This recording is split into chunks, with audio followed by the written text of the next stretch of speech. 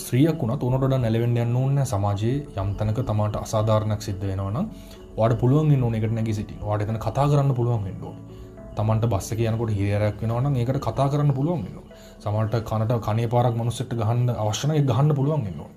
අන්නේ පුරුෂ ලක්ෂණ කියලා අපි සාමාන්‍යයෙන් හඳුන්වන masculine qualities ඔයාගේ තුල තියෙනවා. අපි සාමාන්‍යයෙන් කියනවා masculine and feminine qualities කියලා.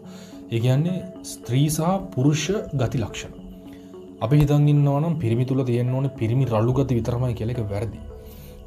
ස්ත්‍රීන් තුල අපි හිතන් ඉන්නවා නම් තියෙන්න ඕනේ ලාලිත්‍ය සහ ස්ත්‍රී ගති විතරමයි කියලා. අපි වැරදි. සාමාන්‍යයෙන් පුරුෂයා තුල ස්ත්‍රී ගතිත් ස්ත්‍රිය තුල පුරුෂ ගතිත් තියෙනවා. ඒක ස්වභාව ධර්මයේ හැටි. ස්ත්‍රියක් නම් වැඩි ස්ත්‍රී ලක්ෂණ සහ අඩු පුරුෂ ලක්ෂණ ප්‍රමාණයක් තියෙන එක සාමාන්‍යයෙන් සම්බර පෞරුෂයක් කියලා කියනවා. ඉතින් මේක සමහර අවස්ථාවල වෙනස් වෙනවා. නමුත් මම මේ කියන්නේ සාමාන්‍යයෙන් මෙන්න මේ විදිහට තමයි පෞරුෂයක ස්ත්‍රී ලක්ෂණ සහ පුරුෂ ලක්ෂණ දෙකම තිබිය යුතුයි. පිරිමි කියලා ඕනට වඩා මිනිස්සු ගණන් ගන්න නැතුව මම ඉමෝෂනල් වෙන්න හොඳ නැහැ. මම මේ වැඩි මෙයාව තේරුම් ගන්න හොඳ නැහැ. එතකොට මගේ පිරිමි කමට හානියක් කියලා හිතනවා නම් ඒක බොරු කතන්දරයක්.